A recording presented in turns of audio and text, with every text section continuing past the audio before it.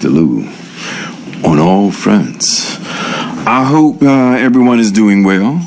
And let me just set the tone for tonight's exciting show. You know, last week, people, we had on the program Lumina Festival CEO, founder, Zach Wilson. And, you know, let me just plug for September 25th, 26th, the Lumina Festival.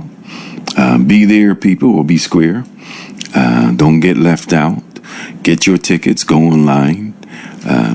Tickets are still available for this very, very important event, the Lumina Festival, as we continue to talk about exciting and inciting and educating the people in terms of the importance of developing your stock portfolio. Yeah, we're serious. We're serious about this here. And that's what tonight's show is about. It's an extension, but guess what?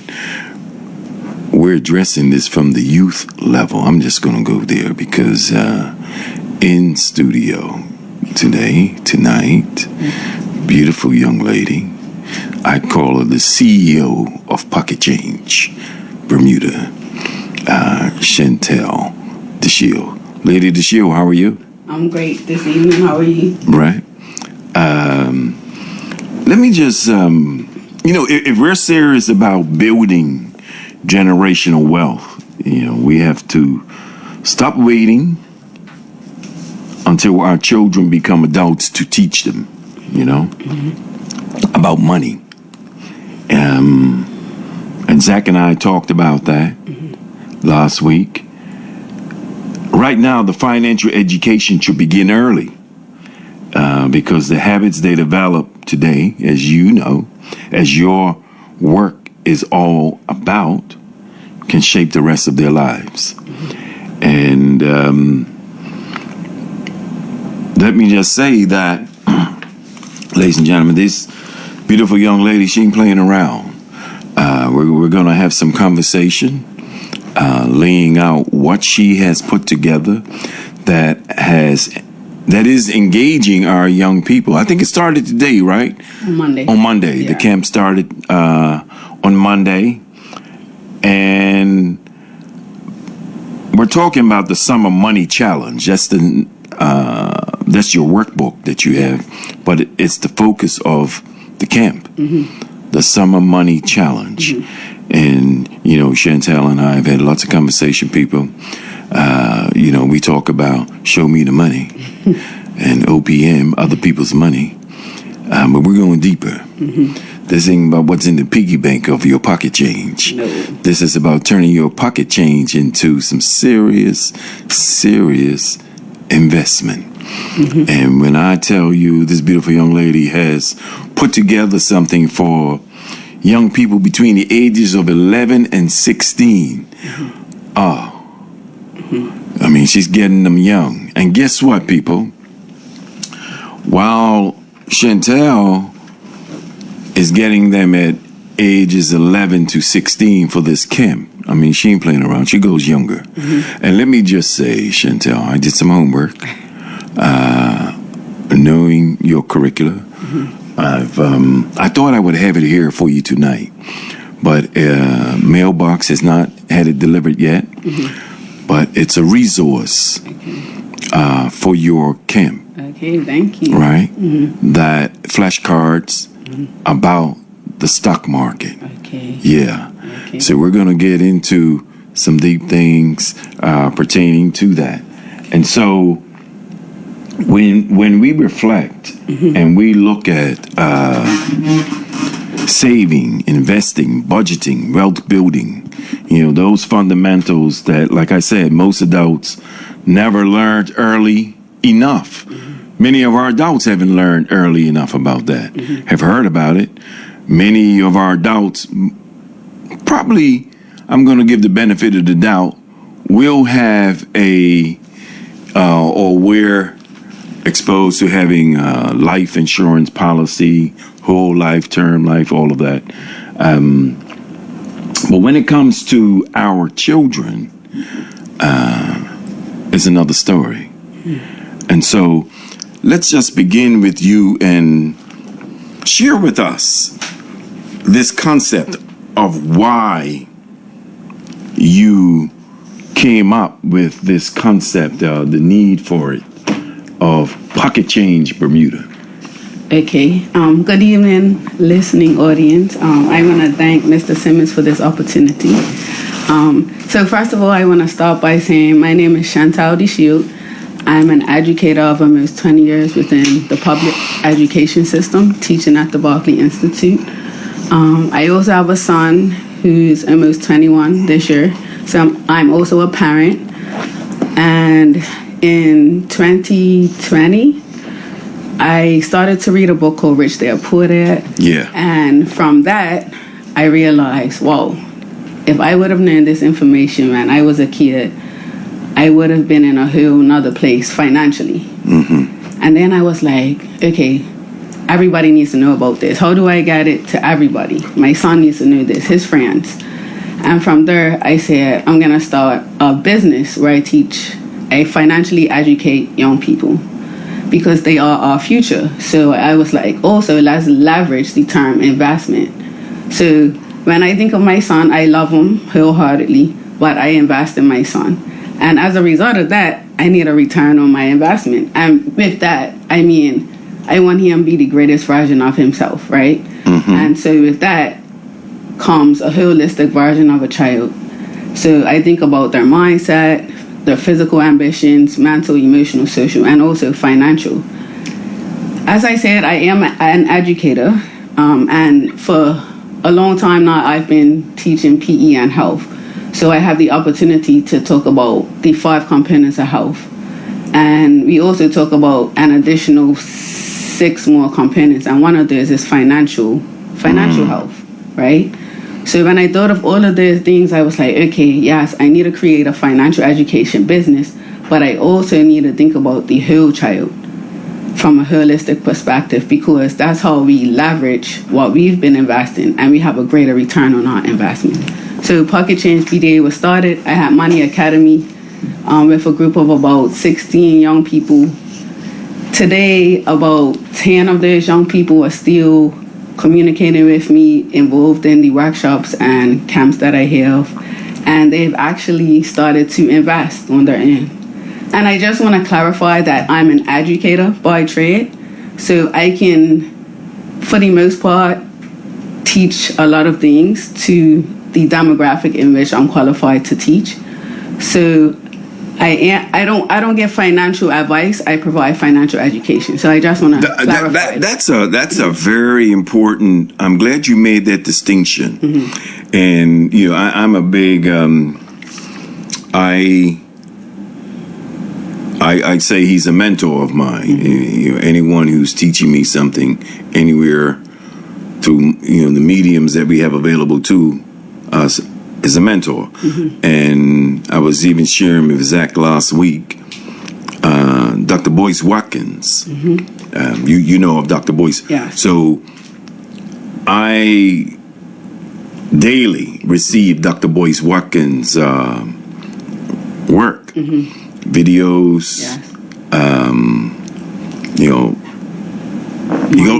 Motivational quotes and things all of the above. Mm-hmm. But you made an important statement, and he also makes a comparable statement as someone who is qualified, mm-hmm. knowledgeable, skilled in financial literacy. Mm-hmm. And he often tells people, I will guide you. Mm-hmm. I will guide you. Mm-hmm. I will not tell you. Yes. What stocks to pick. Mm-hmm. I will guide you. Mm-hmm. I will lead you. Here's what I'm doing. Mm-hmm. It's your decision. Yes. If you want that in your portfolio. Mm-hmm. He will lead out the framework of what could be in your portfolio. Yes. And he always talks about diversifying your portfolio. Mm-hmm. When you just spoke to, you have some of the young people who've gone through your teachings, mm-hmm. yeah? Yeah.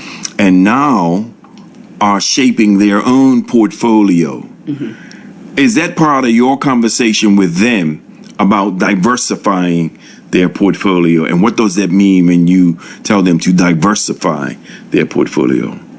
So in my studies, in my financial studies, some things are common trends among successful people. And most financially successful people speak to the fact that you should diversify your portfolio.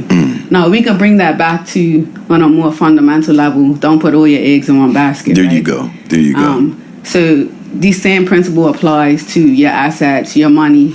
You don't want to have all your eggs in one basket. And before you invest in anything, you should do research on it. And what I teach young people to budget.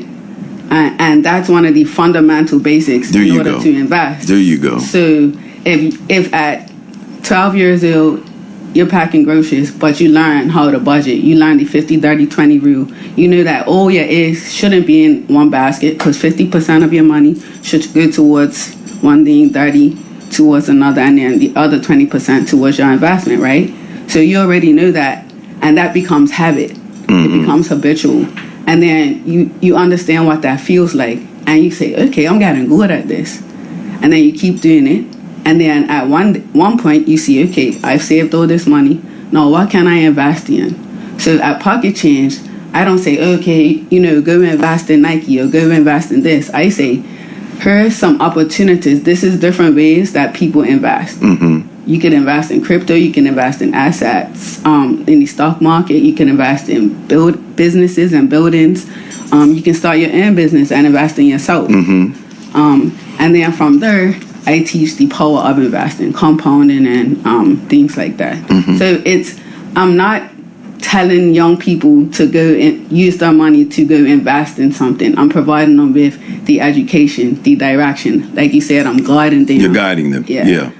I'm leading the horse to the water. Yeah. There you go. Yeah. There you go. And when they are there, it's a question of how thirsty are you? So you're using that analogy, leading them to the water. In this fiscal climate that we're in, and I know we were having some off-air conversation and bringing that into this here. How do you deal with it, Shantel? Because you have young people in front of you every day. And as a mother, as a teacher, educator, as a CEO, how do you get across to our young people, here you are, you live on an island in a country that boasts the highest cost of living. We throw that out there. It's projected to the rest of the world. The rest of the world knows of Bermuda as the place, this subtropical oasis, that international business plays a key role in shaping our economy.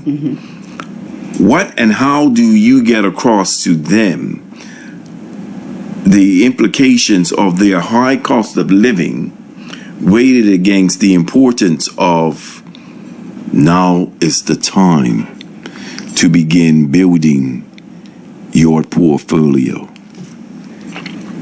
That's a really good question. So what I would say is not easy. However, I want to highlight there are some students that are a little bit different from everybody else that just want to know. For whatever reason that may be, it could be the home situation, the living circumstance, or just a desire to want better for themselves, the family. So they seek certain information. So when I heard them talking, I may interject with them and say, this is what I do. And then we start talking. And then from there, they would just come to me and ask questions or say, Mr. DeShield, what about this? Or have you heard about that? And then we elaborate and talk about it. And I have a young man, big up Narai. All right. He's very into with the investment game. Also a young man named Zappa, they call him Zappa. He's very, very, very into with investing for a young person. And it's very important to see that. It's special to see because it's also power in them knowing that. And it's easier for them to transfer that information to their peers. So as far as daily, because they're doing it and speaking the language. Yes, yeah, exactly. Yeah. However, when we grow up in a society or a world where financial conversation is like taboo, it's a challenge. But I feel like I'm up for the challenge. However, it's not easy. It's taboo. Yeah. Why? Because why? Money, we have to keep it close. Like our parents didn't talk to us about money. I watched a show the other day. A young man's father, he was going through it. He couldn't afford things because his son was in Harvard, and his son took it upon himself to go buy groceries for his family. And he did. He just rinsed them. He said, "I'm the man. You don't take this responsibility away from a man." And so it could be things like that stifle a conversation about money within.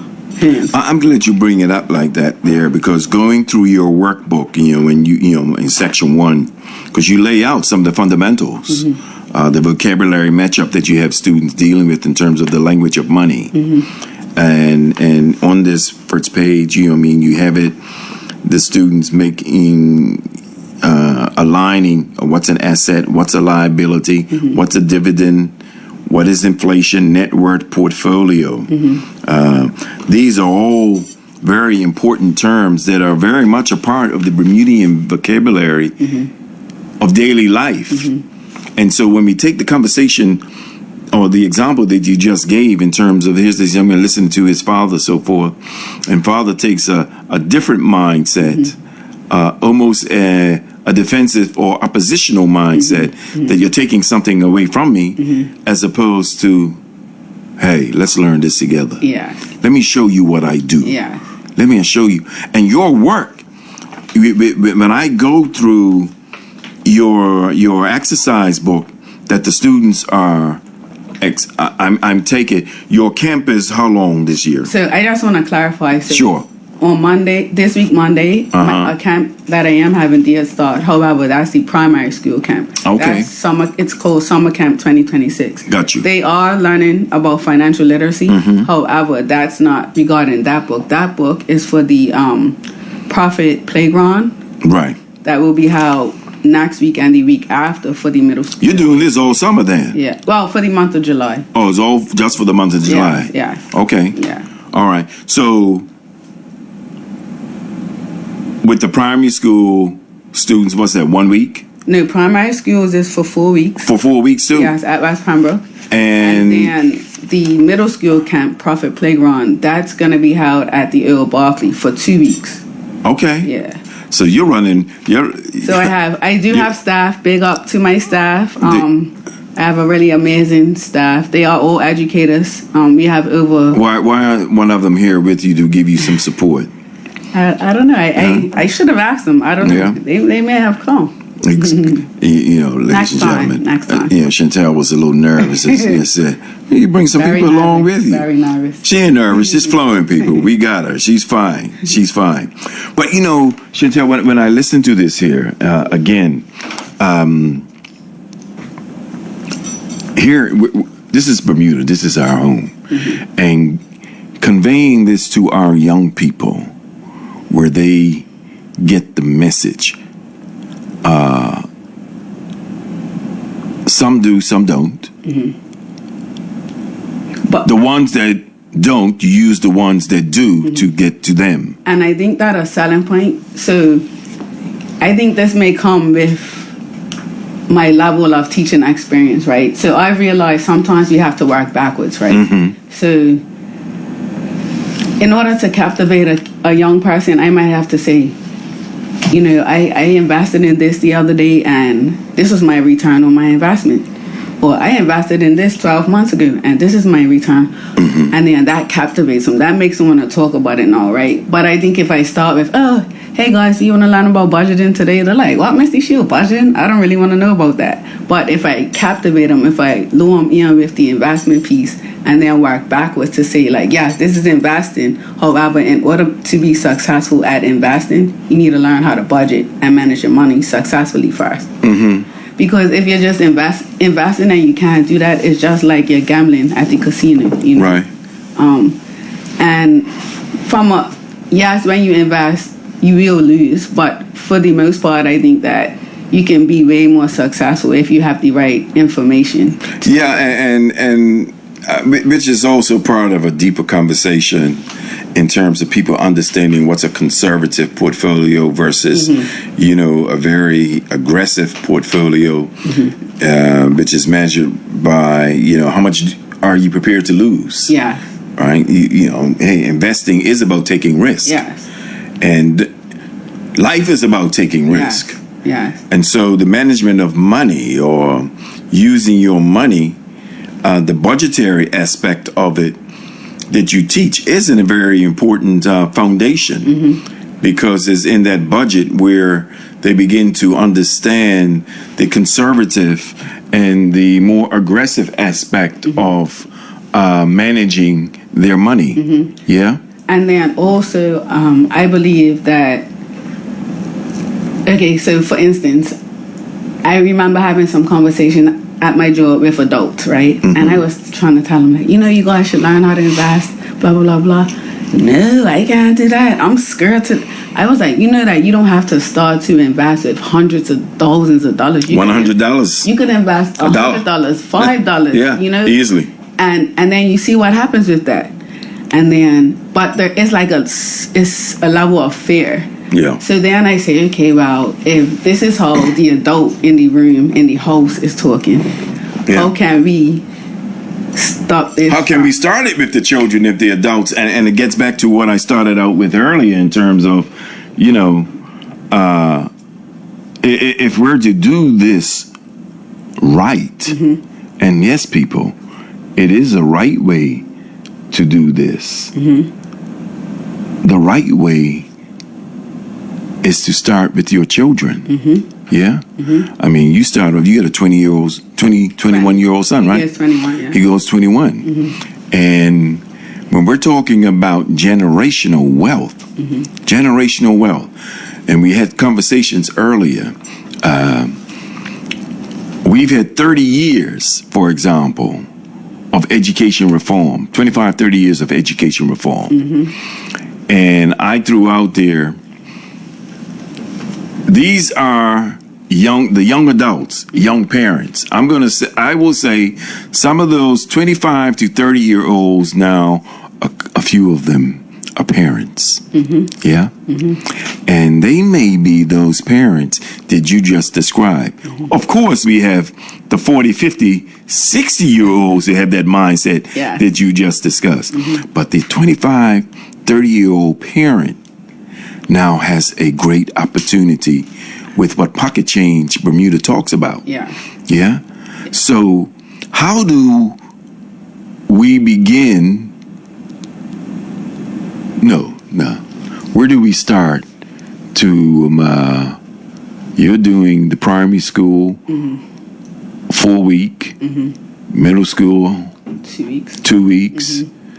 That's a start. I also offer workshops for parents. You offer workshops for parents. Age demographic of your parents so far that do it? I would say between the ages of 40 and 60. Wow, really? Yeah.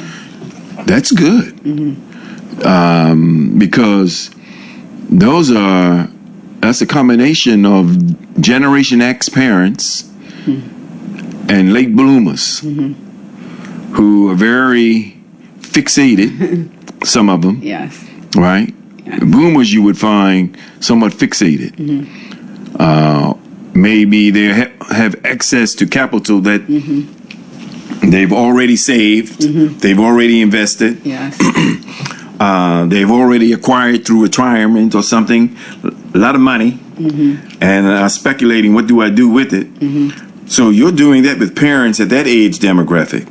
When we look at that 25 to 30-year-old parent, who are the parents of some of the babies in our schools, what is it we need to do with what you're doing to reach that level across our system? And you're at the Berkeley. You're at the Berkeley. Yeah? Yes. A school, much respect, let me just say, let me put it in this context. I have this argument with folk. One thing I would say, they know their identity in terms of signature school.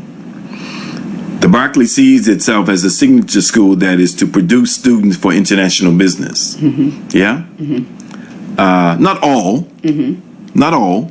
Not all are going into international business. However, I'm going to say the Pocket Change Bermuda curriculum. Why isn't that curriculum at the Berkeley or the West Pembroke? Okay. Or the Northlands.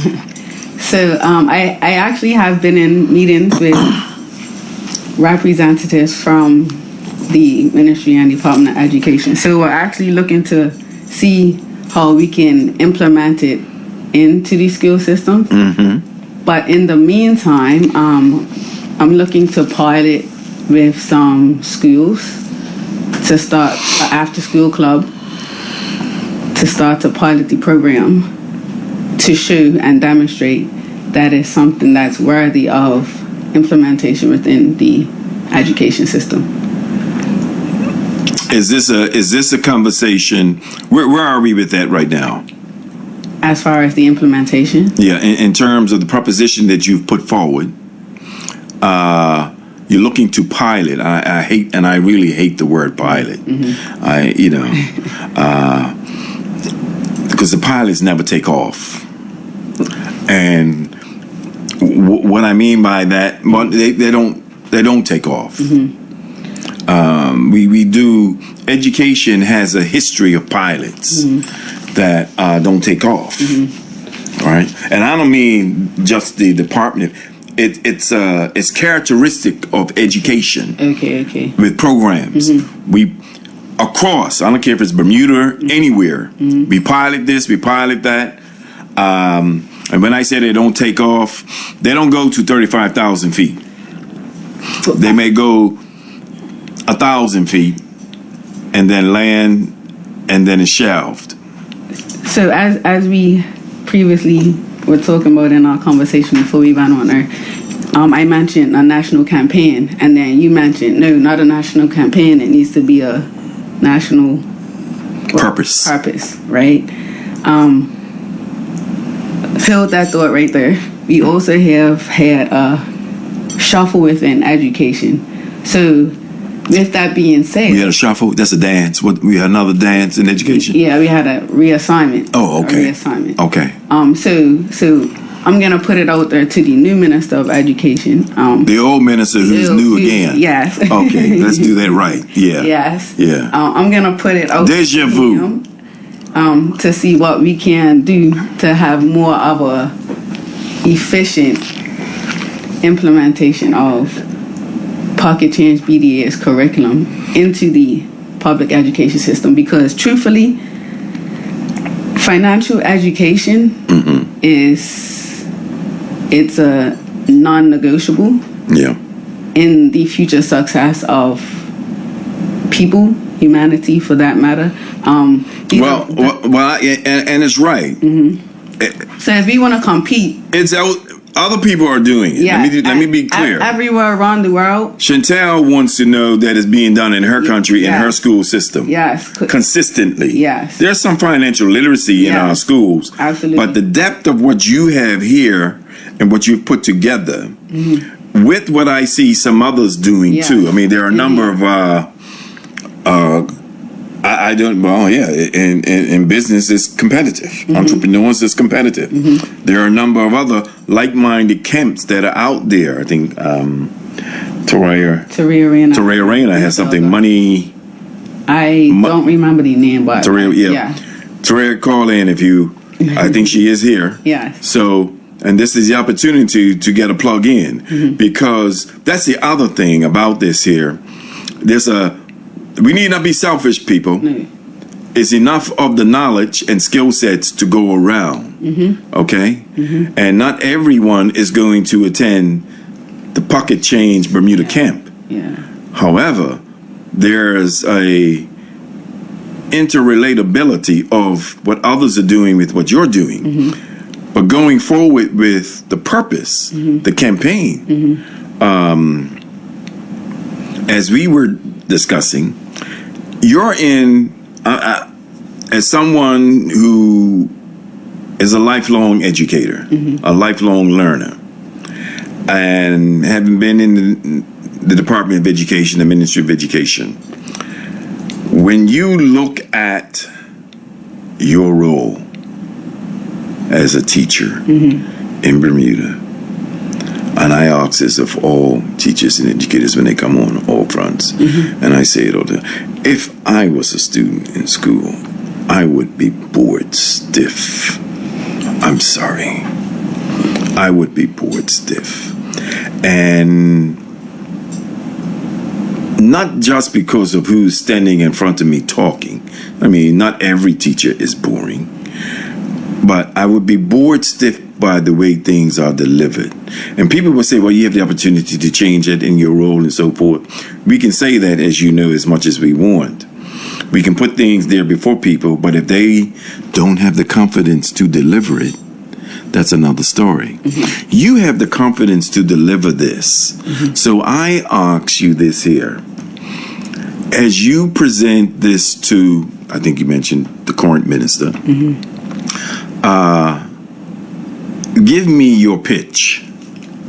Yeah.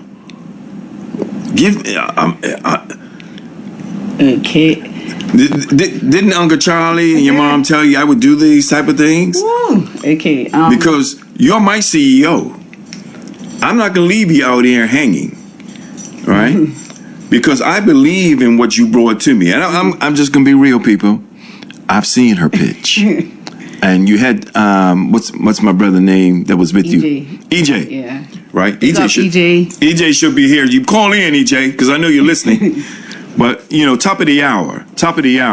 And I'm saying this because I'm adamant about it. Okay? I listened to your pitch.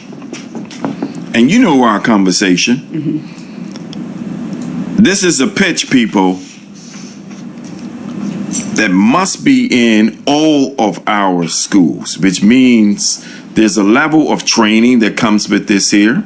Yeah? Yeah, so I wanted to elaborate on what you said. Go ahead.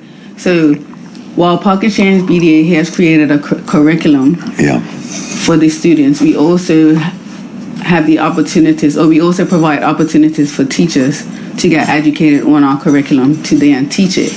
We also have opportunities for young people to become ambassadors and then teach it to students, because when students teach students, it's more relatable. However, in that capacity, we will still have a teacher lead, obviously, for facilitating any endeavors that young people do when teaching other young people. So we have that opportunity for teachers. We also have the opportunity for students. And then within our curriculum, on our platform, we also have opportunities for young people to learn how to invest, real life, day-to-day investing, create budgets for themselves, whether that's to go to university, buy a bike, a house, also budget stimulators for adults. We also have opportunities for young people to get certifications as well on our platform. So it's really an amazing thing.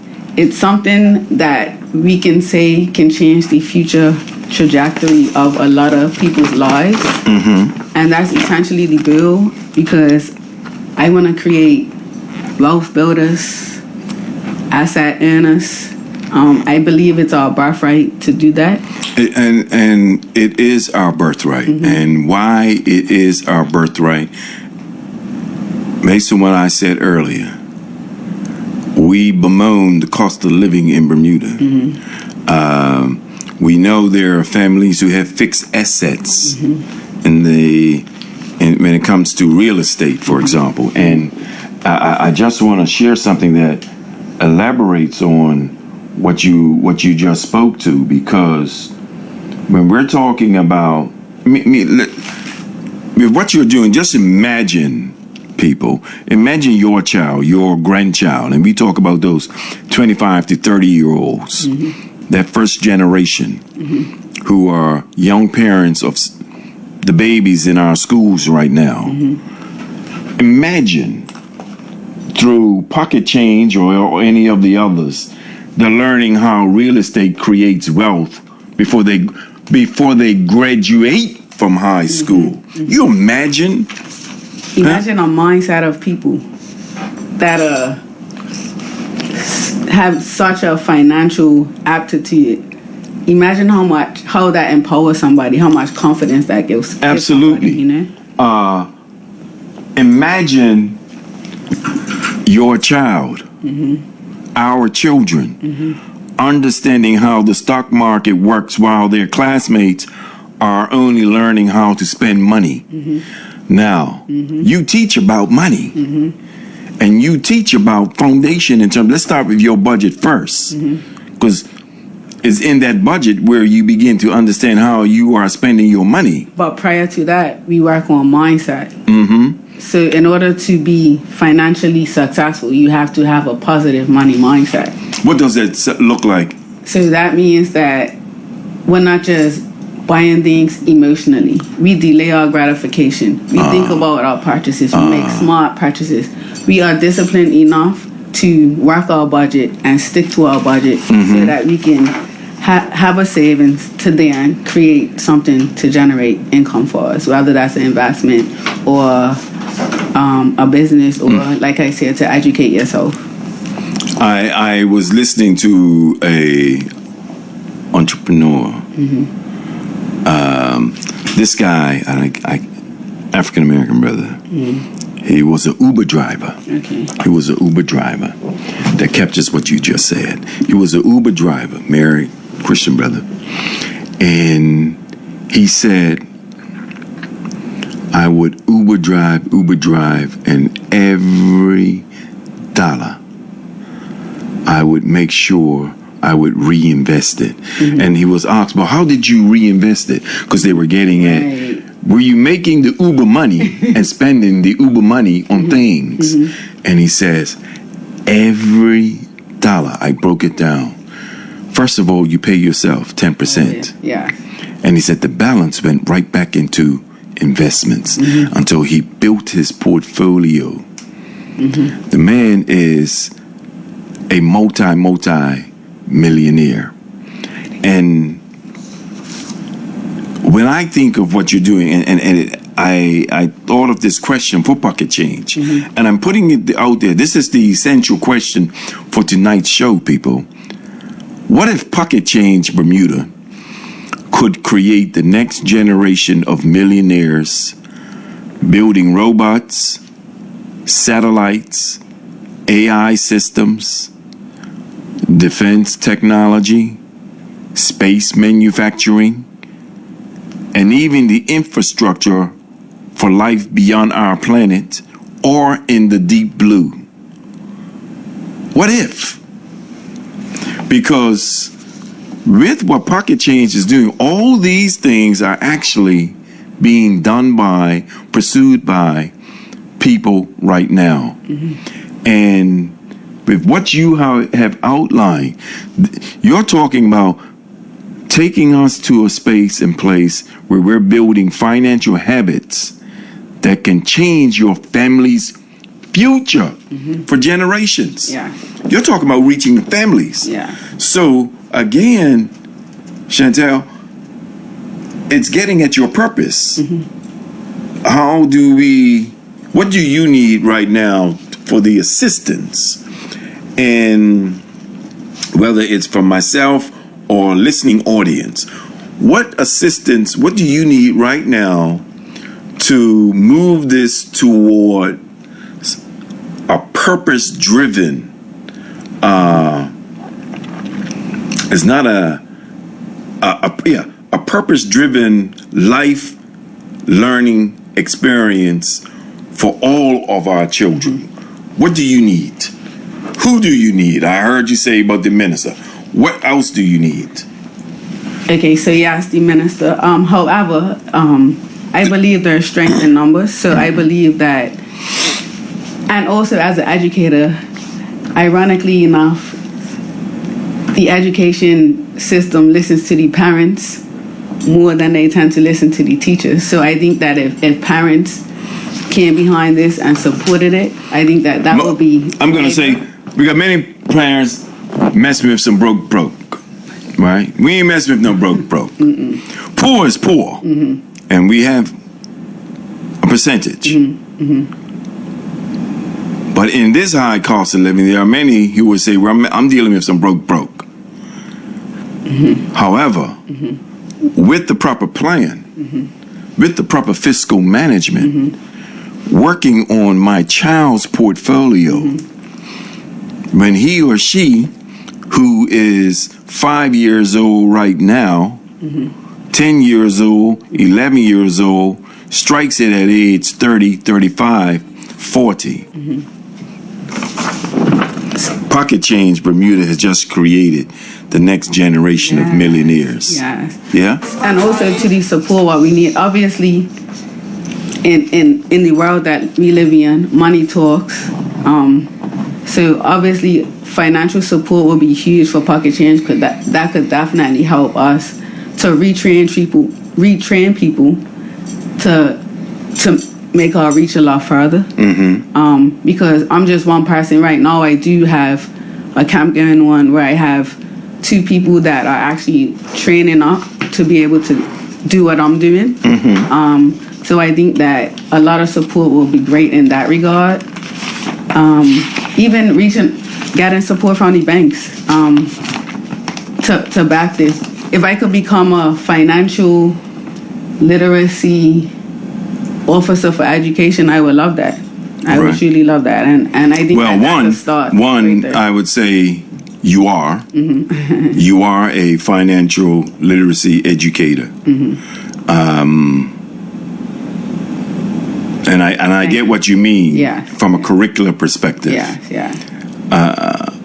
As a curricular officer, we have just as we have our education officer for business, probably, let me put it this way, we have an education officer for business position.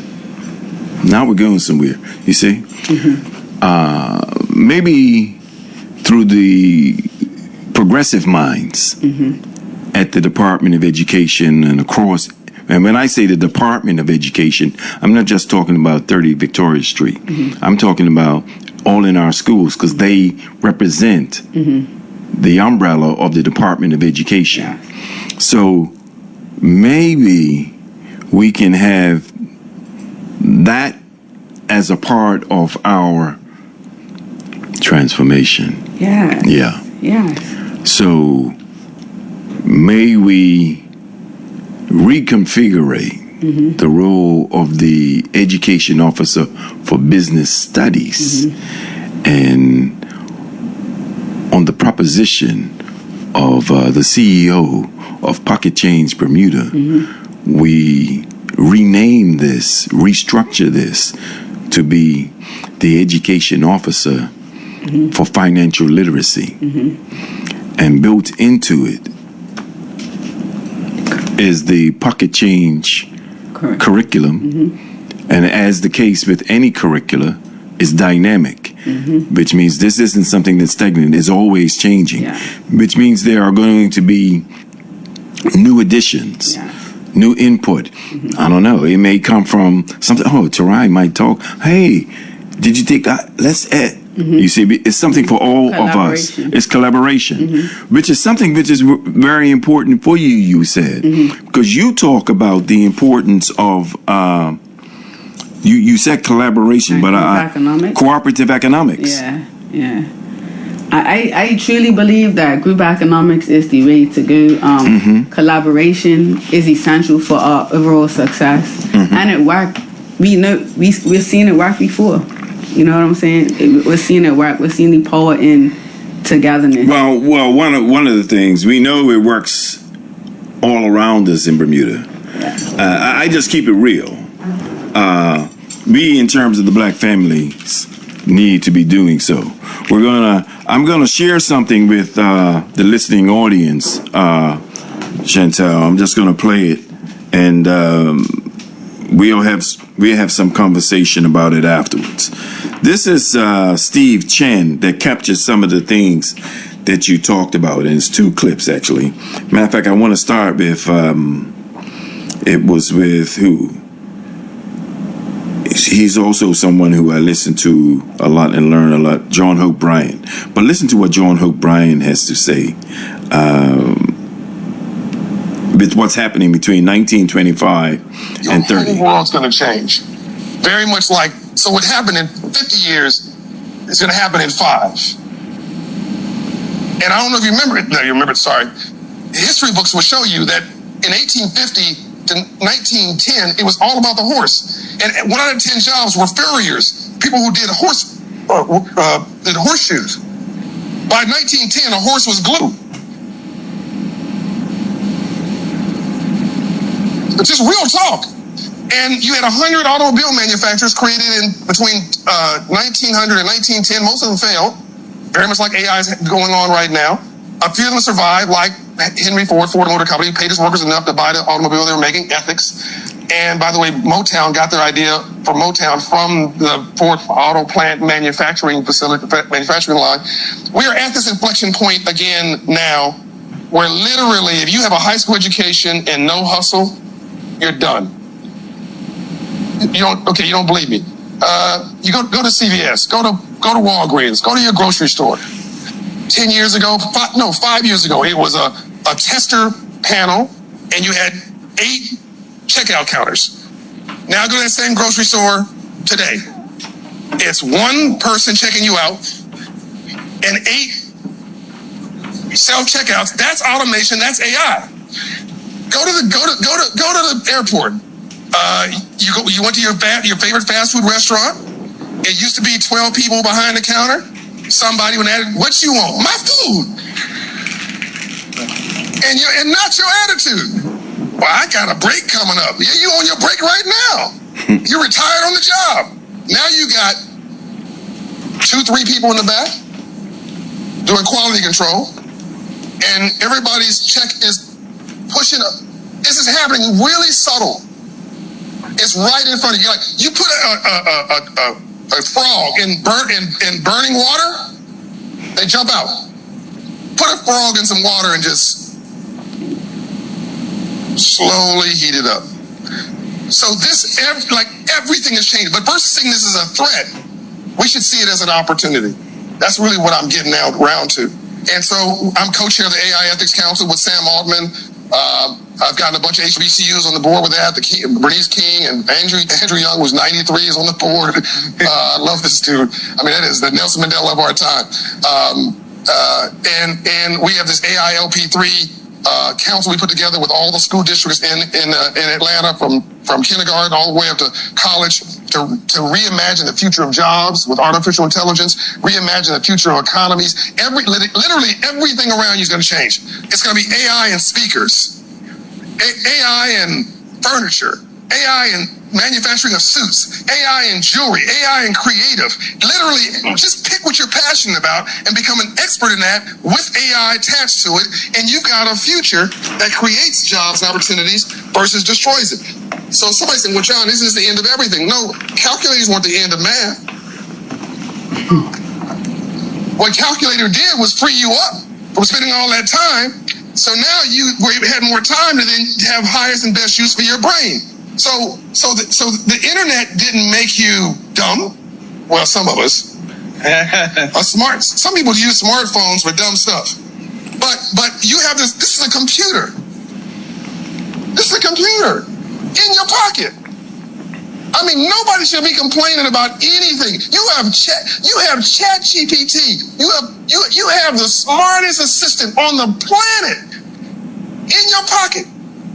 I do these op-eds, and luckily I'm a public figure. I was trying to do this op-ed. It took me 3 weeks. My staff wasn't available. It was Sunday. I'm at church. I'm going to this. Okay, cool. I respect. How you gonna argue with church? You're at church. Okay. So I'm trying. So I call Bishop T.D. Jakes. Man, how you doing? Oh, I'm good. I'm trying to get this dang on op-ed done. He said, John, you're just not very bright. We're boys. You're not very bright. What? And that's midnight. He said, John, I'm going to tell you what you told me. ChatGPT. He said, you're a public figure. It knows who you are.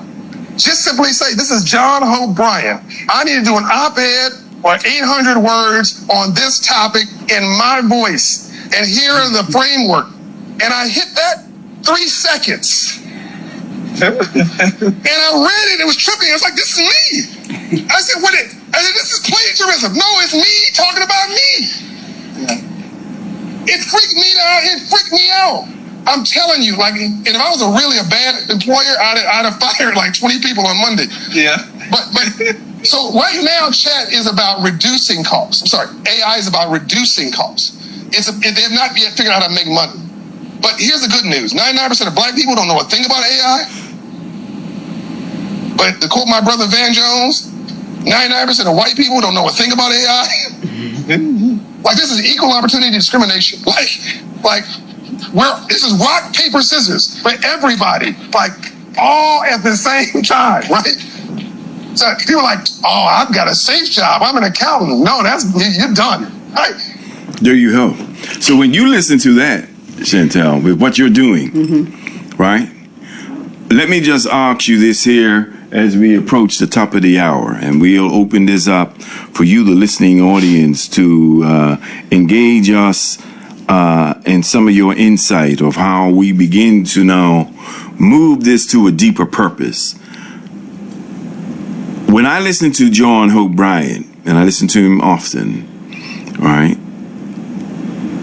and take what he just said with what you're doing, which is the reality of our children right now. Who we got right now? We got Generation Z's in the classroom. It's Generation Z's. I think so, yeah. Yeah. For many, those kiddies who are at the preschool level right now, they're the alphas. Their world already, we're being told, but it is entirely different. And their world, when he talks about this here, because Pocket Change is about this too, between 2025 and 2030, you now have taken Pocket Change Bermuda, got your hustle on. You got your hustle on right now. And you get your hustle on teaching the young people, you need to get your hustle on too. And you need to get your hustle on this portfolio, this stock portfolio, with the fundamentals of first of learning how you spend money, know your budget.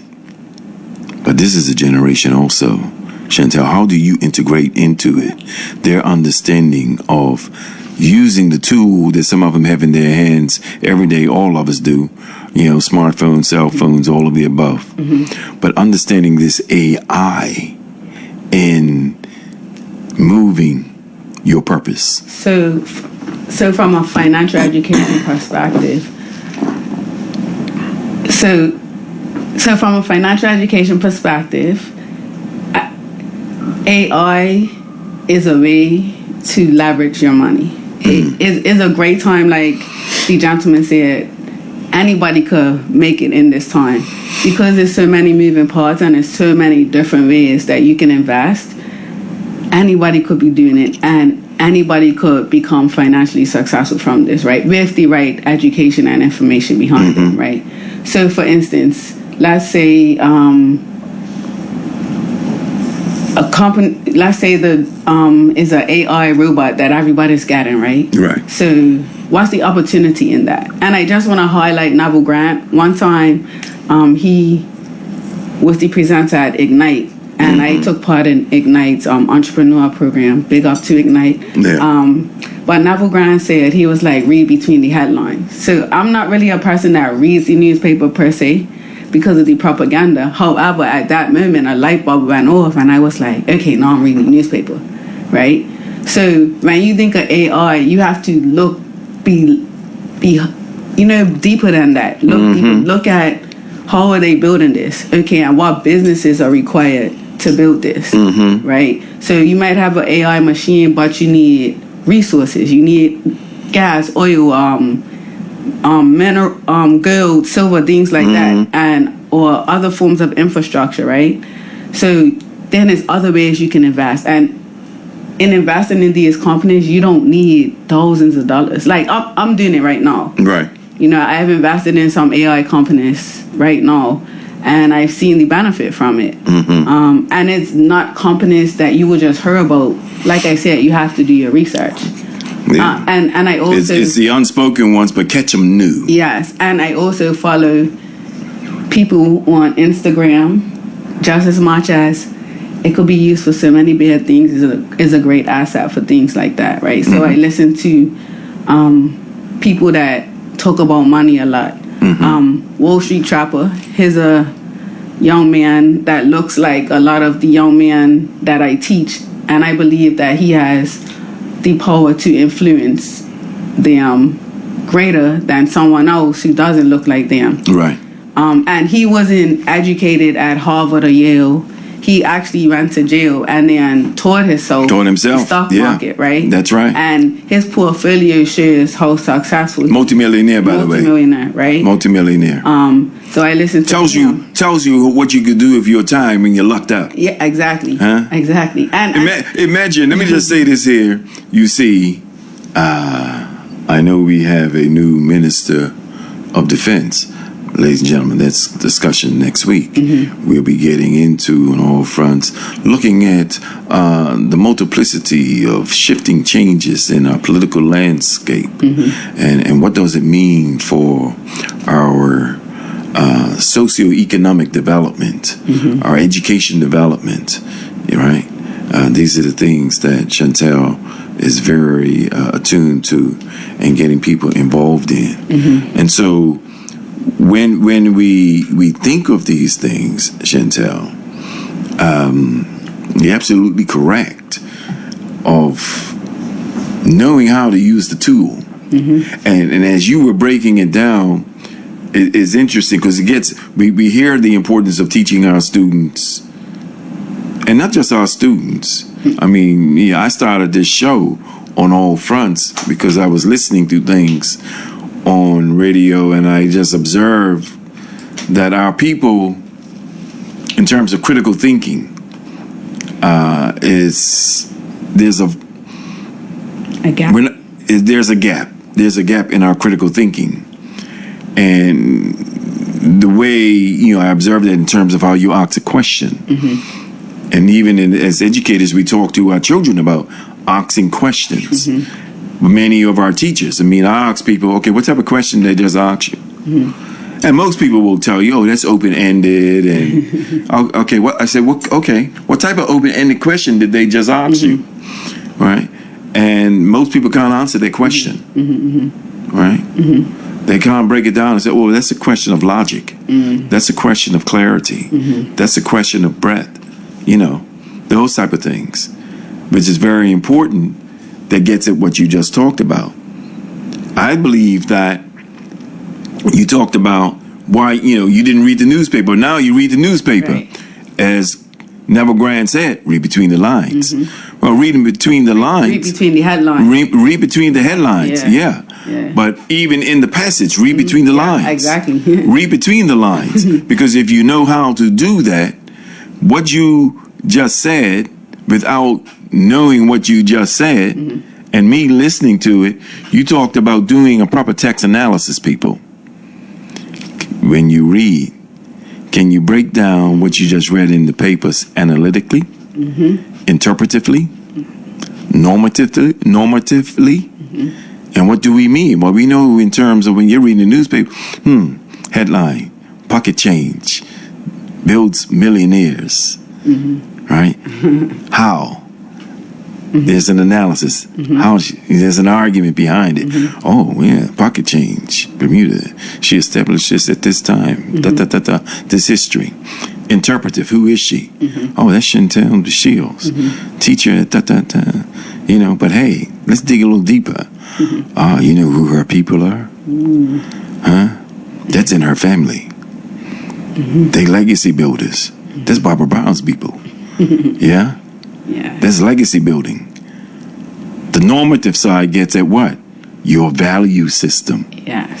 So, people, what I'm saying, at Pocket Change Bermuda, and those of others who are out there doing their camps, are you breaking it down like that?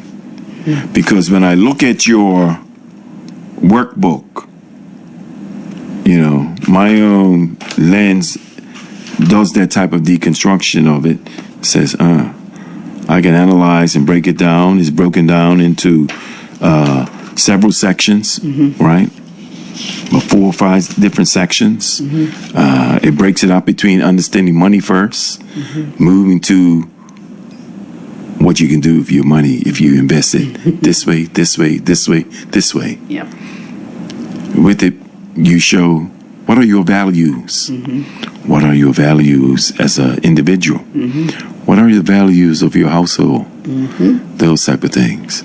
Hey, people, we have in studio, we've been talking, Shantel DeShield, CEO of Pocket Change Bermuda, doing some great things with our young people. And feel free to call in, and you want to do a big up and a shout out, yeah, you could do that too. But what questions do you have of our guests, and insight do you have of our guests, for our guests, Shantel DeShield?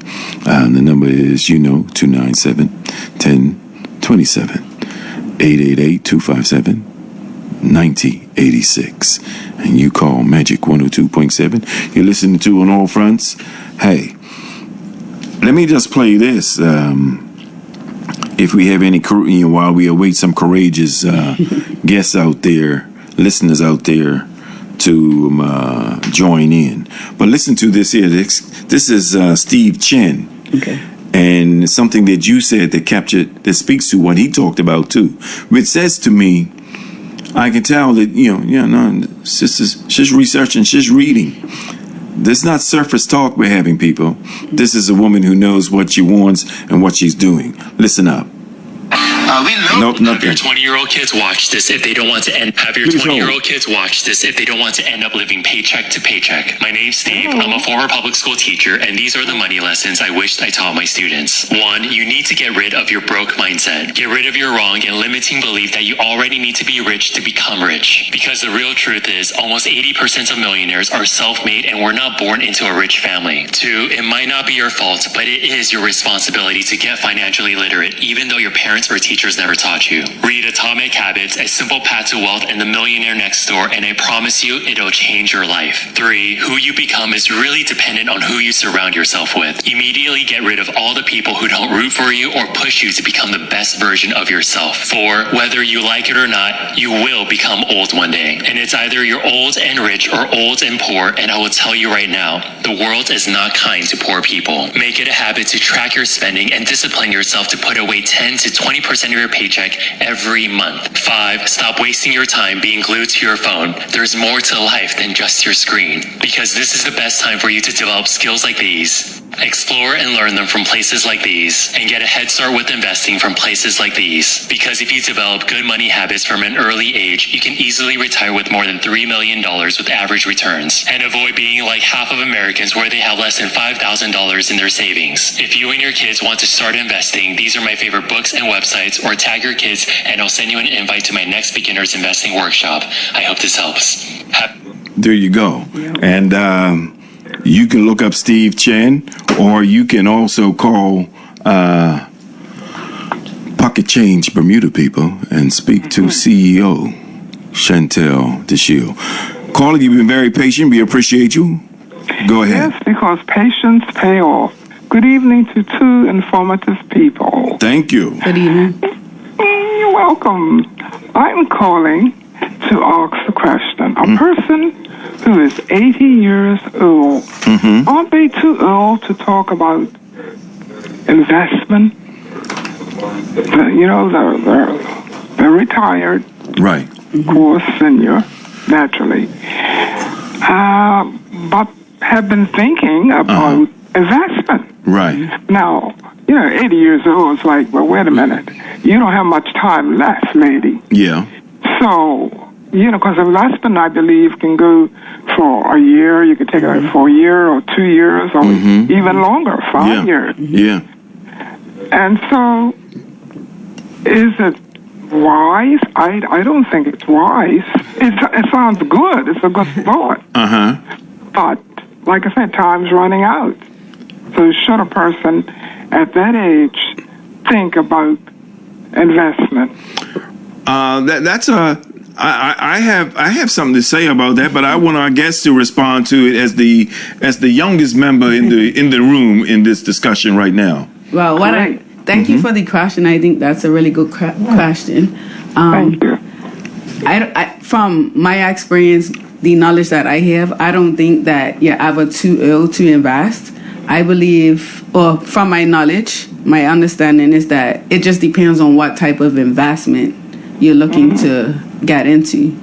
And again, I can provide education, but I can't tell you what to actually invest in. So from what me to you, if you were my granny or my mother, I would tell you, yes, you can invest. It just depends on what you want to invest in, how aggressive you want that investment to be, what you're actually investing for. Like, you can say, I'm going to invest, but I want to invest for my children or my grandchildren. You know, so it depends on what you're investing for. Yeah, and if I may add, Carl, I appreciate that question. In support of what Shantel just shared. Never too old. And nothing, especially, not if you have your faculties, right?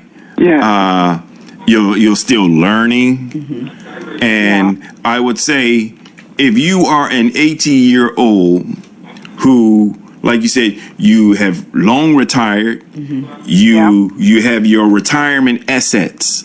Yes. Right? And you have, let's just say, of your retirement, you have $5,000 that you would like to invest. I would ask you, and Shantel got it also, you would have to decide how you want that $5,000 divvied up, so that if you still have your faculties, you still have your life energy, and you can say, I got $5,000, and out of this $5,000, I want to invest in it enough to where I get some dividends. Meaning that if I'm getting dividends, I'm getting some payment, some income off of what I just invested in, right? Yes.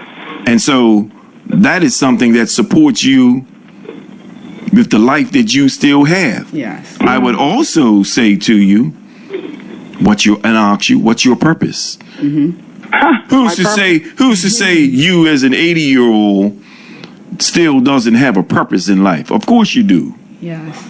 Yeah. Right? So I would, that's how I look at it. And I would also say, to add to what you just said, I would say, I think an 80-year-old, are you a grandparent? Great. Okay, wow. Okay, that's even better. So an 80-year-old great granny, right, showing her grandchildren and her great-grandchildren that, one, it's never too late to learn something new, and two, I'm doing something that you can actually potentially benefit from, and you can teach them, and then you can start a conversation in your own house and your own family. Yeah, I like that. I believe in those words what you just said. And I would say this here, you definitely, I mean, we're placing on you. You gave us a scenario, and we're putting you in it. But I'm saying it's about your legacy. You're leaving your legacy. And the beautiful thing about it, as a great grandparent that you are, you still have a vision. That's the thing that I hear in what you're saying. Thank you. Yep. You have a vision still. That's why I still have a vision. Yeah, you still, and that's why I said, Shantel with the vision that she has, and she talked about with this here, a campaign. And I said to her, this is purpose work. This is purpose work. And in your vision, you still have purpose. Thank you. So to your great-grandchildren, wow, the legacy that you leave them, even if they are not exercising what you are thinking about, you have put in front of them right now that, hey, what monies do you all have? What capital do you have? Look at how you're spending your money. You're spending $250 a month on your cell phone bill. How can you cut that buy $100 and put that $100 into that portfolio. Amazing. Yes, it can grow. That's off your vision, Grandma. Yeah? There's lots of life and vision left in you. Your legacy is alive and well, I can tell. Thank you. Yes, ma'am. Yeah. So I'll just continue to listen to you both. We appreciate you. Thank you. Okay. Yeah. All the best, young lady, as well. Thank you. You're welcome. I think that's so. I really appreciate that call. Yeah, that was a good question. And it's a great question. It's a great question. And why I say it is certainly when we talk about the spectrum, you have what I call out of the womb to age 8, the primary school kids. And then you're working your way up, 11-year-olds to 14-year-olds, 15-year-olds to the 21-year-old that you have. You see that? You see that? You're teaching and delivering to those parents, as you say, 40 to 60.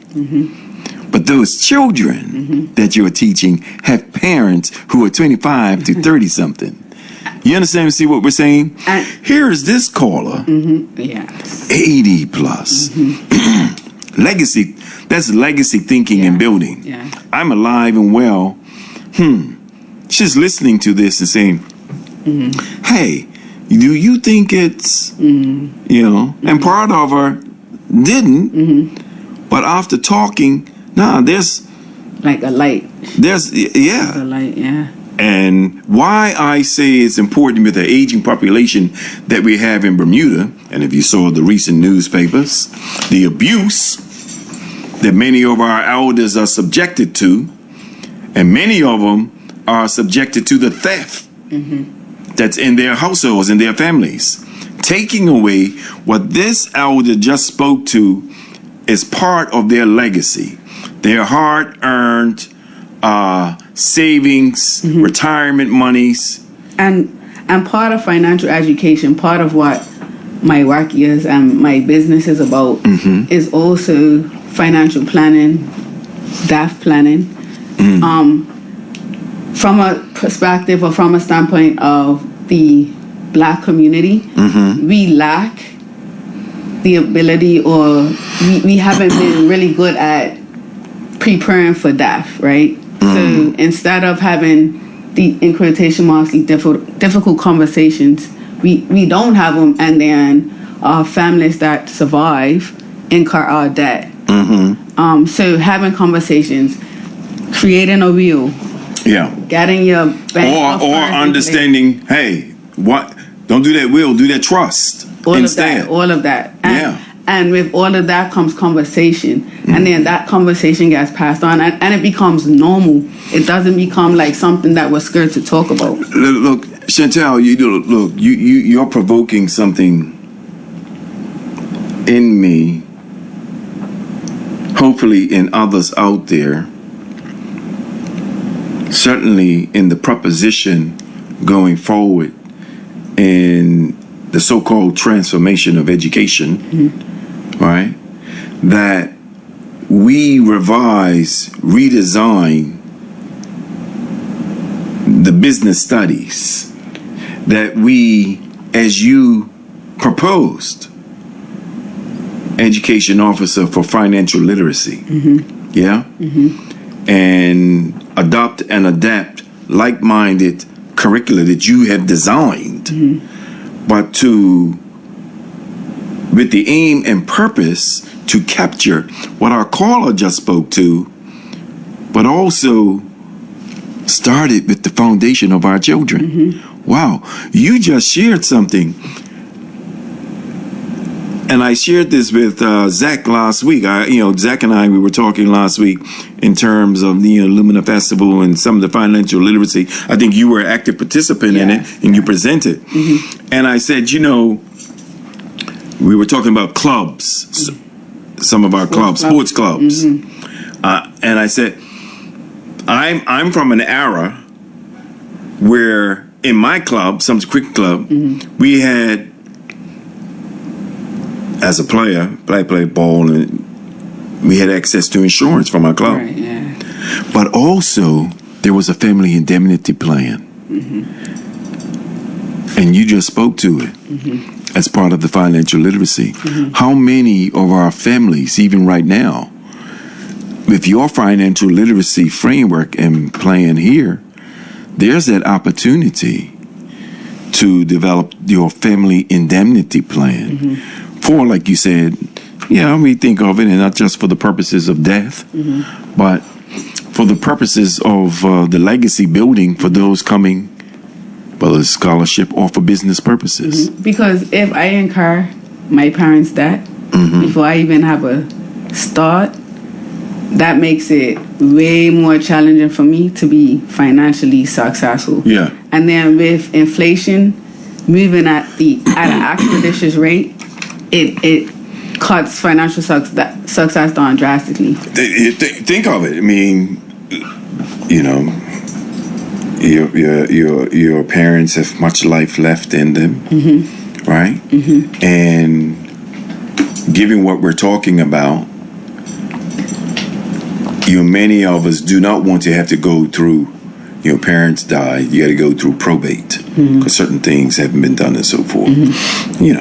And not everyone has the legal representation to take them through probate, to navigate some of the legalistic manipulations, right? However, with what you are speaking to, again, there's survey and investigation that comes with your program that says, think in terms, you got those, you say you're doing things with some parents, 40 to 60-year-old. Ask them, what family indemnity plan do you all have? Or is if you want to get morbid about it, is your preparation for the funeral an emergency fund thing? You know what I mean? Yeah. Death is upon us, and there are some families who are scrambling because, oh man, what? 20,000? Really? To put in the ground? 20,000? Yep. Out of what? And out of what may mean also, well, what assets did your parents have? And we shouldn't sell our assets. No. And especially when we're talking real estate and on an island. 21 miles. 21 square mile island. Yeah, and I'll say something about that too. Because with your program, there, and having gone through it, not what you shared with me today, what we, in your presentation and some of our discussion, because I left that of the greater possibility of the extension of your program. With all this talk, do we do CARICOM full-time or stay an associate member, and how does it benefit? There are many theories out there.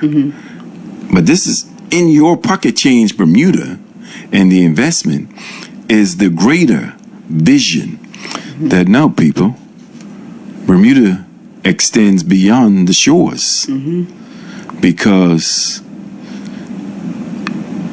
yes, it's capitalism, but in the cooperative economics that is your principles and practice, we have the opportunity to, and I know the Browns have a legacy down in the islands. Now, we build upon that. There's opportunity to purchase property. Because real estate, commercial properties, those are the things, when I think of the arguments around CARICOM and what we stand to gain, well, how hungry are you? You can gain a lot. Yeah, put us in the mix. I remember when we had a conversation and EJ said, he was like, I was talking to EJ, where are you, man? You can't be listening and not calling in. Go ahead. Yeah, he was talking to. He had a meeting with a certain demographic of people from a certain school setting, and he was like, man, children leave their school. They're leaving as business earners or with a plan to become a business earner. Yeah. And he was like, I don't think we do that over here. I don't think we have kids leaving as employees. Yeah. And Pocket Change BDA, we promote ownership. It's got to be about ownership. It's got to be. And you see, again, 297-1027, while we may all give service to someone, we all must have a business idea that's converted to ownership. Yeah? And I'm a believer we can all be owners of something. Yes. That multiplies our worth and value. Yes. We appreciate you calling. You're on all fronts. Turn your radio down real quick. It's a piercing in our ear. Yes. Turn it down. It's piercing in our ear. Congratulations, Dr. Lou Simmons. Very proud of you, young man. Thank you, my brother. Hosting a good talk show. It's all good, and it's very good information for our people. Yes. And it would be very nice if we all came together as a people and put our money together in investment for the cost. Yeah. And the cost being, right, that we are going to progress together in investment for the betterment of our people. Yeah. Black people particularly, but also Bermudians as a whole. Yeah. And we need to be talking more about this from a young age to teach our children how to not only save the money, but to invest the money for down the road. Pocket Change Bermuda, that's what they're about. Yeah. Because we're going to need that money to bring about change. Absolutely. And we need that because we need a grocery store. We need a technical institute to trade. Because what I see with all the economics that's here in Bermuda, they were always had. That's not certain people, it's always had, not all, but we've come a long way. Yeah. For being on this island for 400 years. More than 400, What's that? More than 400, but go ahead. 5,000, put anything. But as a people, we need to understand this here. Yeah. And we need to get very more serious because what I see out of my eyes, certain people are prospering in investments, in education, and all that. But as a people, moving forward from where we come from, particularly the underclass, right? We need to be more serious about pulling together. And get out of that glamour life, spending all this money on Nike sneakers, fancy cars. And but those are some of the things that, I appreciate you sharing that, caller. I want to get some other callers, but you just raised something because those are some of the things that Pocket Change talks about. I appreciate you calling in. Thanks a lot. Let me finish here. Go ahead. How much pocket change we have wasted, and we still haven't, as black people, rebuild a technical institute. That's why we got all these people from far away doing our technical work. Yeah. And we need to get it together because what I see is that we are destroying ourselves within. You're absolutely correct, and our solutions are right there with us. It's our purpose. It's our purpose to act upon it. Thanks a lot. Thanks a lot. The caller makes an important point. Please hold, caller. It makes an important point, and people talk about the technical aspect of it, things, and whether we have a new technical institute, we had that conversation on this show, and we still have that conversation on the show. The principles and practices of it doesn't stop us from doing it, even with what we currently have. So I just want to highlight urban construction. Yeah. I work with them big up to Eleanor and Jeremiah. Yeah. They actually have a trade school. Yeah. And they're actually trying to grow it. So, yeah. So as people out there, they are. They're and I know of them too. Yeah. And I know of them, and you know, big up to them that they're starting it and building it. Yeah. You know. Yeah. That's the way it is. And I say to folk that nothing stops us even from doing with what we have. Yeah. We have many schools that are closed. Yeah. We have schools that are underpopulated, right? We have every opportunity to take the framework of what people are talking about and build even current schools with it. Yeah, yeah. And like I said, nothing wrong with, I get the Berkeley identity. That's who they want to be. And that's what they produce. Along with health and signature. Cedar Bridge is supposed to be, you know, STEM. They got some trades there. But we can still build a technical. Yeah. And when people say that, and I always give him his props, man, because I love the brother. I love his work as a teacher, educator, Neville Zool. You know, we had conversations on this here. You know, hands-on people is also intellectual work. Yep. It doesn't come with reading between the lines. All right, you got to read between the lines with hands-on. So that's most important in understanding as we build it. Good night, caller. You're on all fronts. Go ahead. Hey, Lou. Yes, sir. How you doing, brother? So far, so good. That's good. And good evening to your guests. And as a tradesman that you are and a visionary who can certainly relate to what we're talking about, what is it you have for this beautiful young lady in terms of the work that she's doing to raise the consciousness of our young people and education of families really around just investing, something that you know so well about? Yeah, a couple of things. I want to say thank you for my cousin, Zach Wilson, who is highlighting the essential need of economic literacy, and is doing a very good thing. Yes, he is.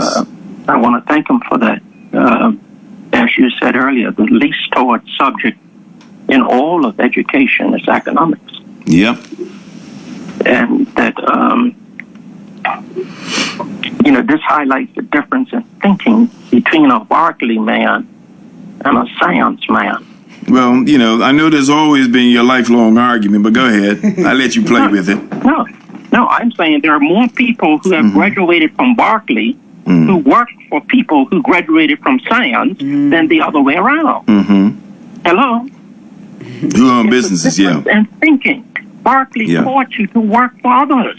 Yeah. While science taught you to work for yourself. Yeah. Not all Berkeley students. But yeah. And hold on. And let me just, here's why I always interject in that, Rodney. Because we're from an era of schooling where a lot of that held up. I would say today, as someone who's been in education over 35 years, there's a pendulum shift. Okay? And what? Listen to what I'm saying, and I get your argument, because there is in our Shantel generation, right? They are where you speak to, right? Believe it or not, they're of the mindset of what you're talking about, of owning right now. So I just wanted to put that there, and I get what you're saying. I know that argument. So I always, I know your argument because it's a lived experience of ours. But I do see this in our current generation of students who are very entrepreneurial mindset and ownership thinking. Well, I just want to interject briefly. Go ahead. I appreciate your statement. However, like rightfully so, that could be a perspective. However, in my lifetime, I've seen a lot of Berkeleyites, and I have a lot of Berkeleyites in my family that are business owners, that are earners. So maybe that's just my perspective. And I'm not saying that there aren't SANS students that are earners and things like that. However, I just want to highlight that Berkeley Institute has, we have earners, and then also within my age group and my demographic of student, we are more progressive as far as wanting to be earners and not work for other people. Yes, let me go on to say that we need to address at least two myths. Go ahead. The first one is, you can finish this for me. You can have your cake and eat it too. What's the purpose of having it? Yeah. If you can eat it. And as a result, we squander what we think is worth nothing, that if kept and built upon could produce results that can assist many generations. Yeah. The second one is this here, that money does not grow on trees. Yeah. But you can go right down to Albuquerque and buy a plant called what? The money plant. Yeah. Let me ask you this here, Rodney, given that you just demystified two things. How would you... Actually, money isn't made from trees. It's actually made from flax. I teach my students that, actually. What is it from your lens, Rodney, that money responds to? Well, money's like a beautiful woman. You treat it well, it hangs around. Okay. Treat it poorly, and what happens? It leaves. Yeah, so we must teach children the respect of money. Now, I've mentioned to you some time ago, my son's charity in Alabama, raising men and women's long-term service. Right. He's still doing that, right? Oh, yeah. Yeah. It's the fastest growing children's charity in America. He has just produced 2 books. They're at the press now on economics. All right. He's just produced 2 books. Yeah. He's got about seven books in publication. Is he sending the books this way, Rodney? Oh yeah. Okay. Yes, he is. Now, is his father an agent, purveyor of providing these books to the school system? Oh yes. Well, Please. The first book we wrote together called The Amazing Coin Jar. All right. Showing children how, through a simple process of taking your coins, that if you take care of your pennies, what will happen? Yeah. The dollars will take care of themselves. Yeah. And so we share simple principles of economics in a book, written at the level of children. We're pitching it to banks. See if banks would back it so that we could get into schools with. They produce a coin jar. I believe Amazon produces a coin jar that adds the money as you put it into the bottle. So if we could get banks to support us, we're prepared to go through schools in America, hopefully Bermuda, to encourage children towards savings. And they can start with just the penny. Right. You could go to any schoolyard, and guess what you'll find on the ground? You find a penny. That's right. And so, let me just say this here, because I know with what Shantel is doing, what are your thoughts? Because one of the purpose-driven things that Shantel is working toward is the curricula that we deliberately have the financial literacy curriculum, not just broad business studies, but very focus-driven curricula of financial literacy that captures and teaches some of the principles, of money management, of wealth building. And I know that is very much an advocacy of yours. I ask you, with what you have available to you as a resource, what support can we get from you to mobilize this across our schools?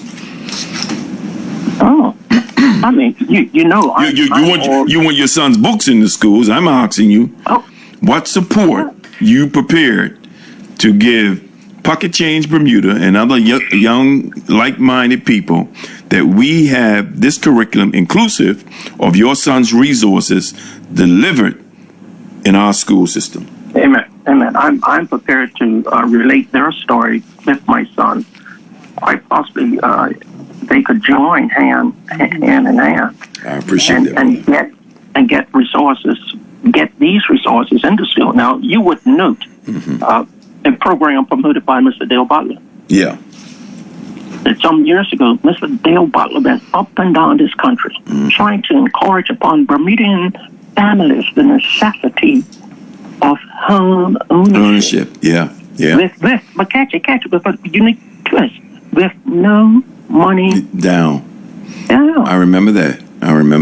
Yeah. We put over 500 families in their own homes with little or no money down. Yeah. We couldn't. No support from the government. We went to the government first and asked them to back. Not to back us. We done it out of our pocket. We just needed the moral support for people.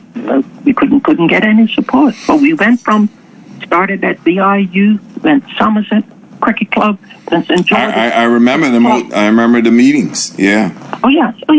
Because we saw the necessity of home ownership, where most blacks have their wealth tied into property, houses, and land. Fixed assets. Yeah. Yes. But you note now that upon going 60 plus, that property is now dead. The parents can't even back their children using the homestead to back them to go forward. That property is now dead. Where before, years ago, every child could leapfrog on the homestead. It's not being used as collateral, you're saying. Oh, yes. But today, the banks have stopped it, thereby stopping our forward progress. So the parent literally has to sell the house or do some other creative financing with the child so that the child can take possession of the house and do something. I would say this here, Rodney, with your knowledge and skill set on this here, and especially with what beautiful young people like Shantel and company are doing, that they get this type of knowledge from yourself, because I believe your experiences with this here, and I'm very well familiar with what you just spoke to, that they would not be familiar with, right? And they would want to be knowledgeable of this here, of how it can play somewhat of a disruptor to the progress of what they're talking about, if they don't have the depth of knowledge that you have about these type of things. And I think that's a necessary thing that is required. And I think Lumina Festival, actually, when I was talking to Zach, these are the type of things persons like yourself. So you know the gentleman, Mr. Rodney. Mr. Rodney said they couldn't get the moral support from other people, right? Right. So that's why it has to be something that's kind of forced in a sense, but not forced. So if we implement it into the school system, it's like you have a choice, but you don't have a choice per se. If it's something that's a requirement, I believe. Is that what I'm saying? And I know, Rodney, I know you're still there to support what Shantel is saying. This must be required. Yeah, because sometimes we don't really know what's good for us until it's good. No, this has to be required because, again, like I started out at the beginning, we are fed this false consciousness of our beautiful high cost of living, nothing but the best of the best. And I'm saying that, to bring some reality to this here, as we're talking the cost of living, is these type of things we need to talk about to create the balance and the knowledge and the skill set to assist our people. Amen. Let me conclude by saying these couple of things quickly, Lou. Go ahead.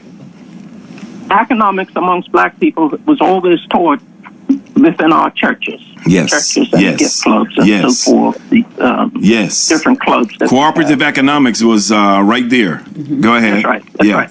So, but one of the criticisms, I believe, the gentleman that came from America that wrote that book on black banks and black empowerment, where he talked about the power. Dr. Claude Anderson, you're talking about. That's right. You got it. Black labor, white wealth. Yeah. That's right. So, so on Saturdays and Sundays, the black churches take up hundreds of millions of dollars up in New York and Philadelphia, Jersey, and that money Monday morning is deposited where? Downtown into white banks that don't lend the money or earn money back to us. Yeah, which is the ongoing argument that we have our own bank or a black bank. Yeah. Come on, and the other thing is this here.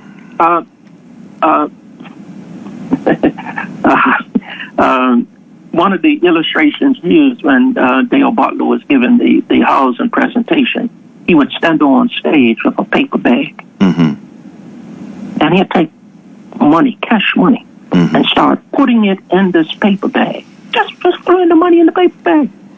And people were amazed. And guess what was happening as he was putting the money in the paper bag? Look. He was just putting hundreds and hundreds, just throwing money in the paper bag. And guess what was happening? It was falling on the floor. You know why? Because the bottom. Yeah. The bottom was cut out. Yeah. And black people manage the money like that. Yeah, and we don't. There's a, what is it? The term they use, velocity. Oh man, what velocity management or something like that? The velocity, where it's the reinvestment of our money into ourselves, where it circulates. Yeah. Where it circulates in our community and so forth. And you're right. It gets back to some things, and me and Shantel even brought that up in terms of what are we prepared to sacrifice? We want the things, but do we have the discipline for the long-term growth of that portfolio? That's right. We have always had enough money to support other businesses, just not our own. So we need to correct that. Yeah. The most successful saver in the black community was Grandma. Children ought to talk to Grandma. Well, we just had Grandma call in just now. She said 80 plus, and we told her, "No, Grandma, you got life in you. You have vision. Amen. Still teaching. Yeah. That's right. That's right. So look, the principles work for whomever. We just need to reteach them to our children, and they work for anyone. Got you. That's why when we talk about the money plant, if you put a seed in the ground, water it, it will grow. Yeah. In back of town, on Front Street, in Somerset, in St. George's, even in your own backyard, look. Yeah, it's how you nurture it. Amen. Yeah. Appreciate you, brother. Sure thing, brother. All right.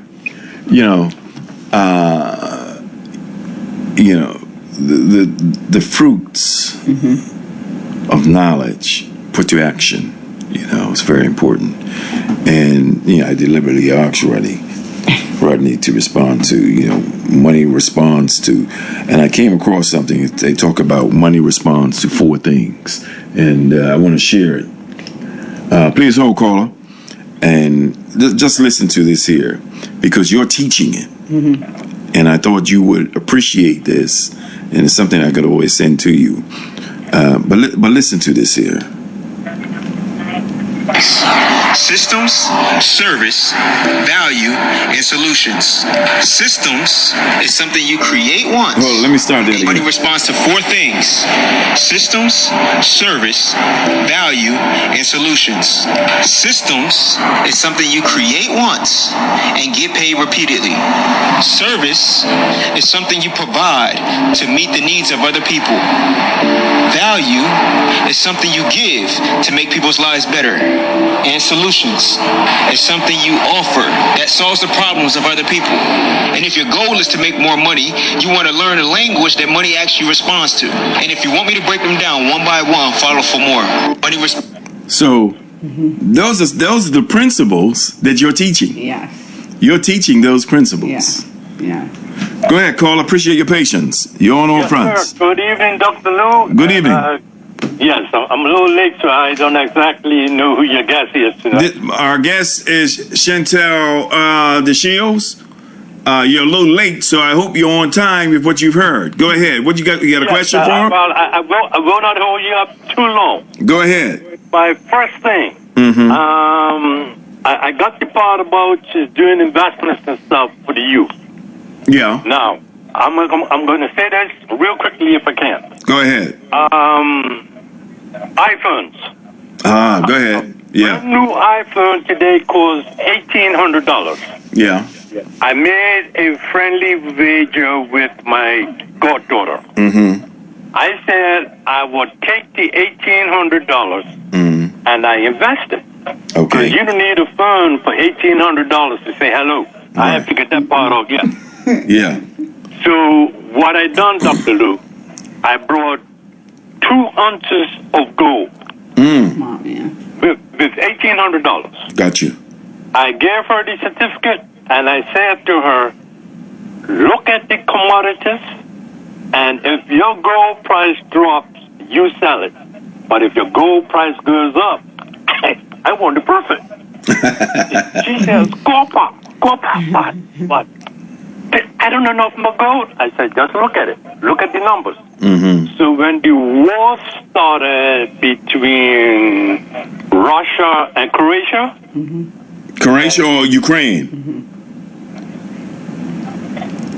Croatia and Ukraine. You said when the war started. You mean the recent? With Putin and his next door neighbor there. Yeah, Ukraine. Go ahead. Ukraine. Okay. Yeah. So when Putin went down to Africa and raided the gold mine, and the prices of gold skyrocketed. Oh, Dr. Lou, the conversation she had with me. She is paying attention. How did that happen? I said, don't worry about that. The next thing I got her into was oil. Another commodity. Yeah. Another thing that runs the world is oil. I just had to wait till the prices for a barrel come down. Right. They was down trading like $260 a barrel. Yeah. Or something like that. So when it came down under 150, I brought 6 barrels. I said, here's your oil, honey. Now with Trump and Iran down there messing with the oil, I said, now look at the baby. She says, well, I don't need the iPhone no more. I said, you can talk. Keep talking.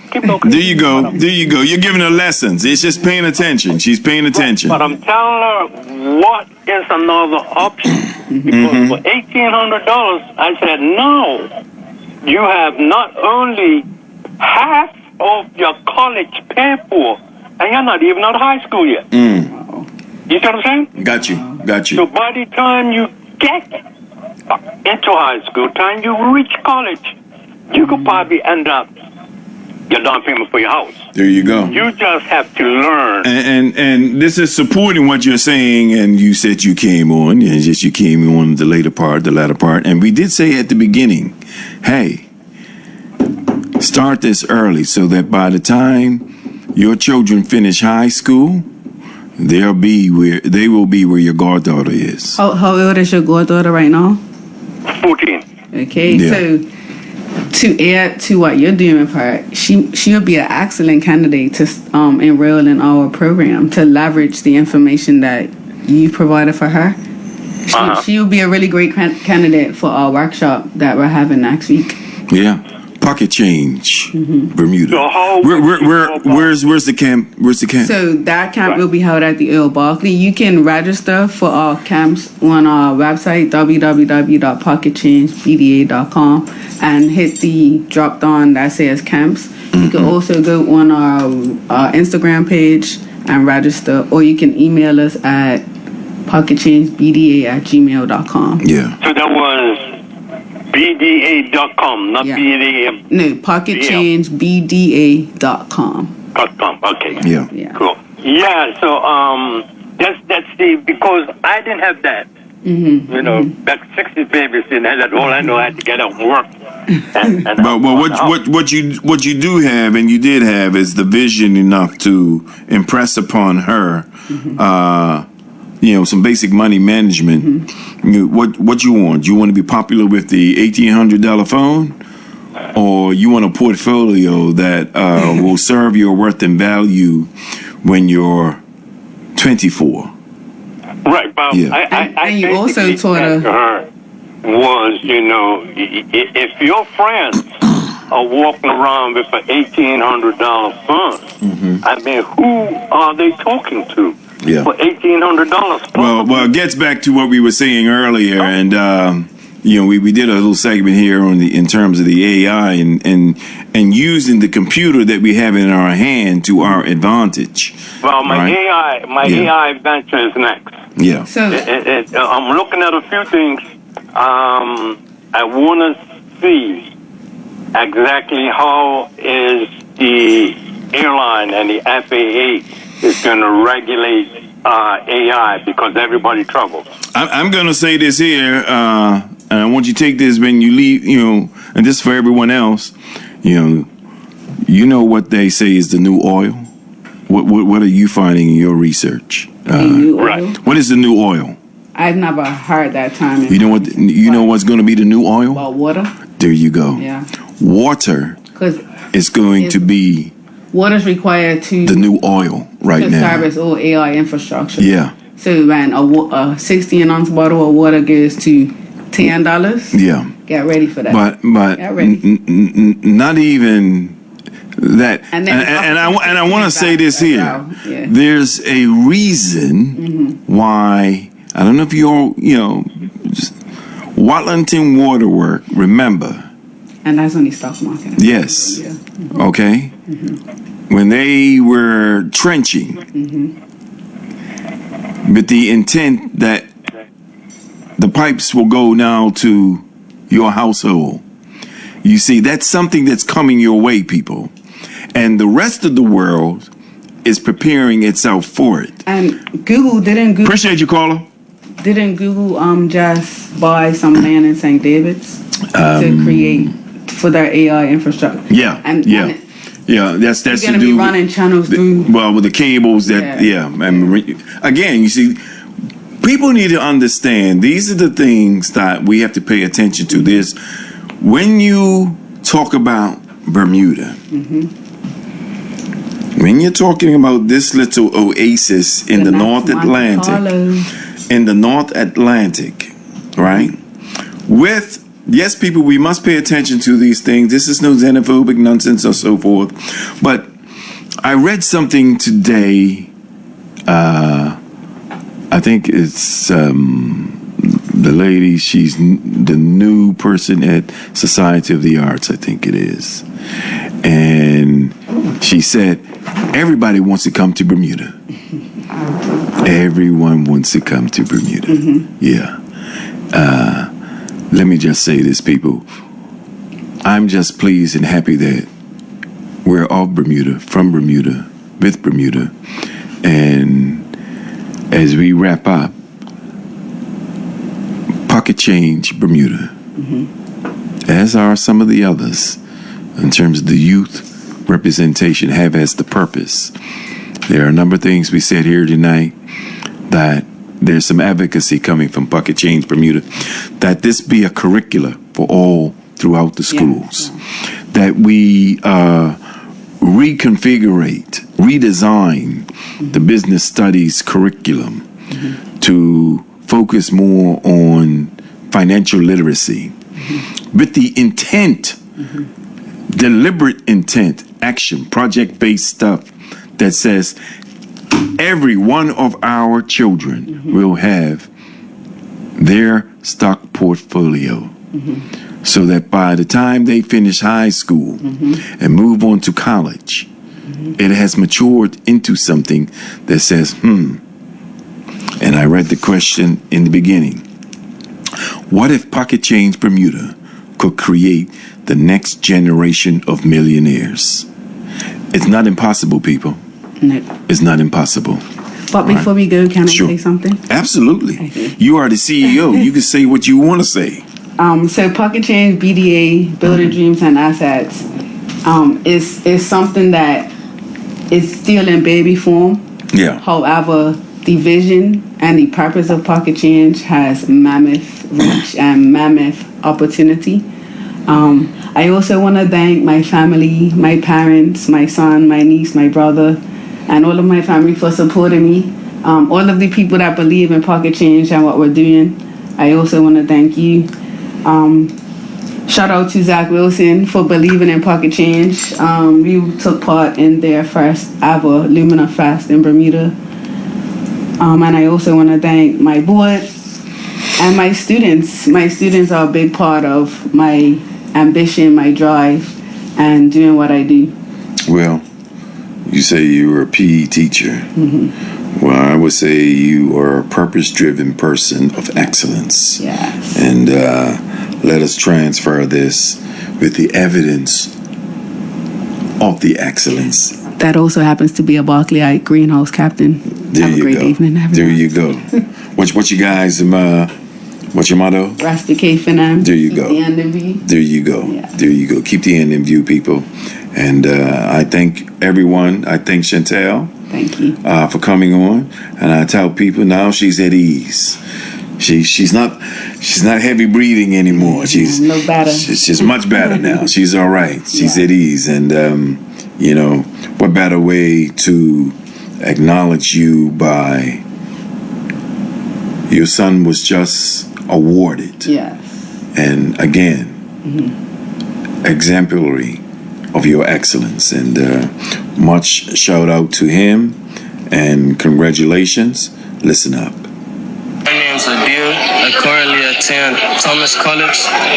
Receiving this award is very motivating to my goals and aspirations on and off the field. When I first received this award, it was very of a joyful feeling. There you go. And it is a joyful feeling when we see all of our young people give acknowledge and worth and value to those who've laid a foundation.